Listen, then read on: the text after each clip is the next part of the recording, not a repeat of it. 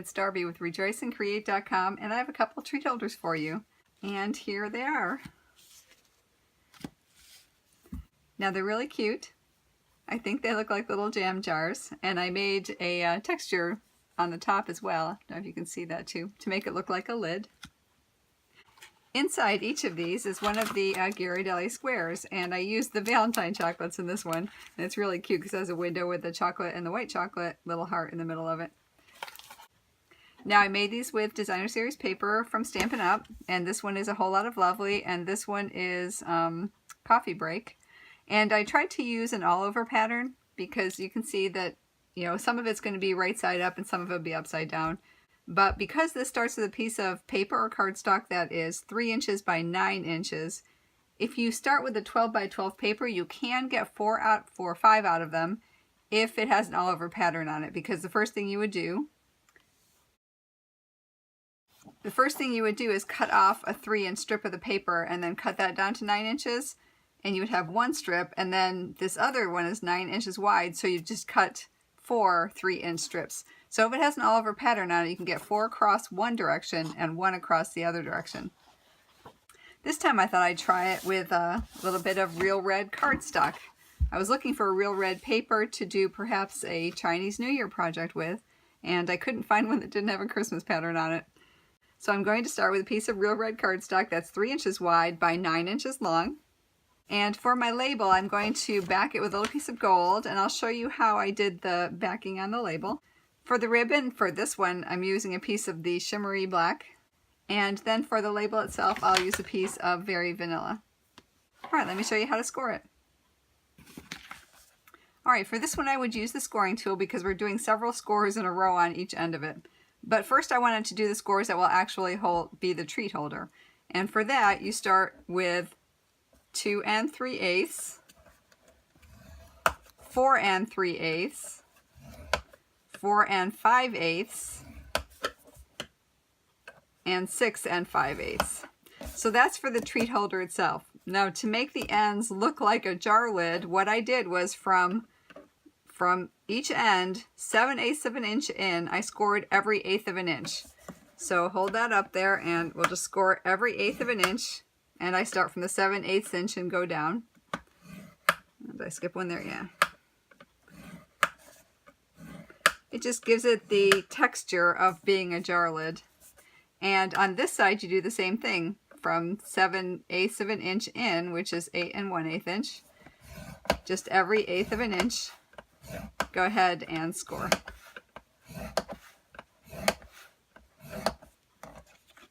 Okay. Alright, because I was doing a little bit more glitzy one, I think I'm going to try to make the ends gold because of the Chinese New Year. So what I'm going to do is actually rub some Versamark on each side and use some of the gold embossing powder. And I have the Versamark, and I'm just going to try to rub it right along the edge. Now because this part will be inside, you don't have to be exact because we're going to be folding this to the outside, so you just want to cover it from a little over the last score line in all the way to the end.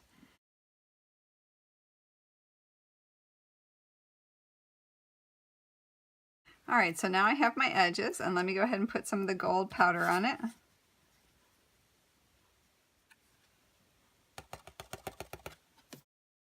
So I have my heat tool now, and I'm going to go ahead and heat it up on the ends.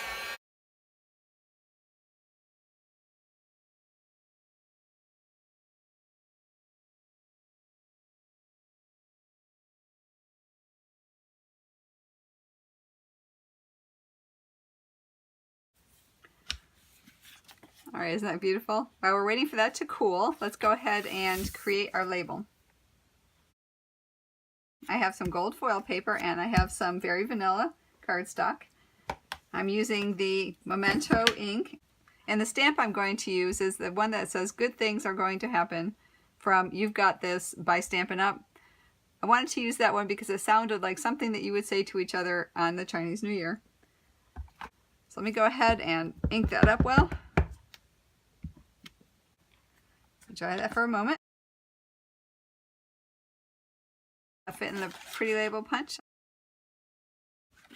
And go ahead and punch that out. All right, I'm also going to punch out a foil background.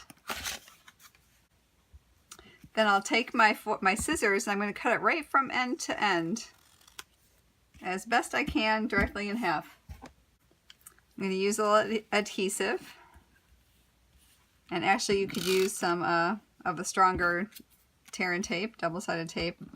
I'll just use this because it'll go quickly. And then I went ahead and just lined up on the top and the bottom just a little bit.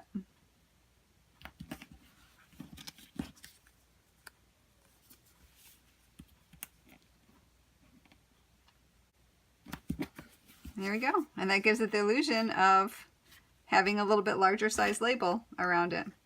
All right, let's go ahead and finish up our bag. So we'll go ahead and fold and burnish the score lines.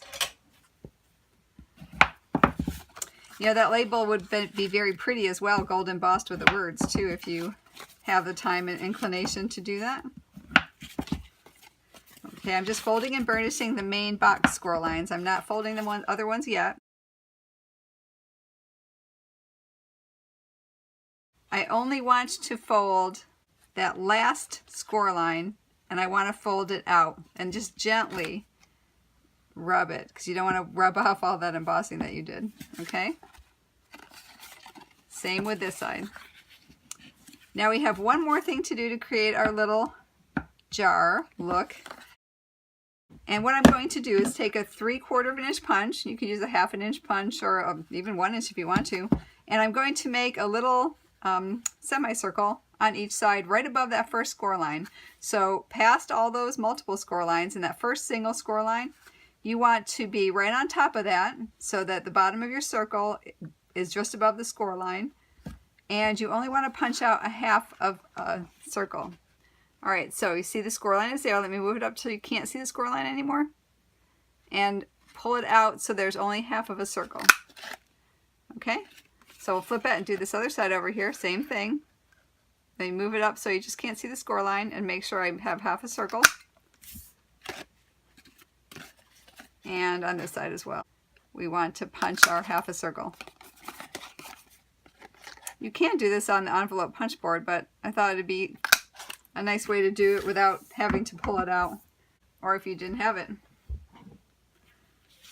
Alright, so let me take one of my Ghirardelli squares, and this time I'm using the dark chocolate strawberry because that rich red is really beautiful.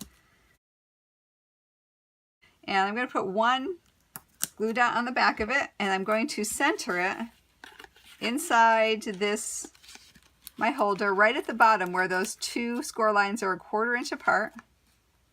And go ahead and center it, and then just stick it to the back. See, I'm centered and stuck there. And then I'll pull this up, and I'm going to put my ribbon on. All right, so let me go ahead and get my black shimmer ribbon, and I'm going to go ahead and tie a knot.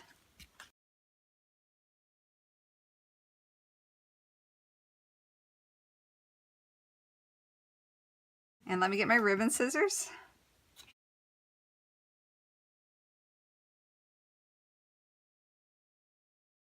All right, so I've got that, and now let me go ahead and put the label on. I'm going to center it right in the front, and you can use dimensionals.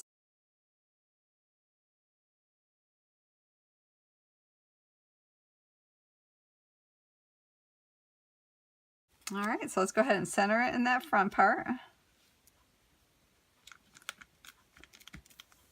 And now we'll go ahead and just fold over those edges.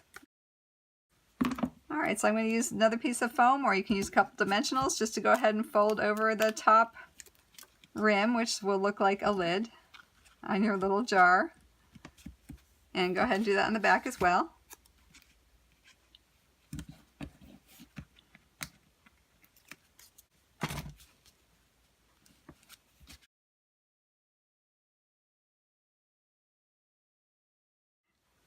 And I think that one turned out very sweet.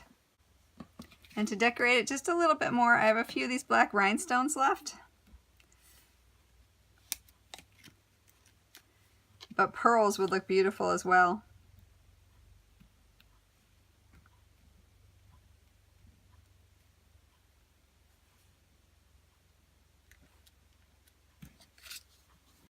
So I think that turned out very adorable.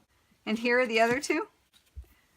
Now for this stamp, I Really Like You, I actually used a Simon Says stamp, and it was I Really Like You 101714. And for this one, I used the Whole Lot of Lovely collection, 1/8 inch white ribbon. Now this is the 1/8 inch old olive ribbon because I had some and I thought it looked nice together.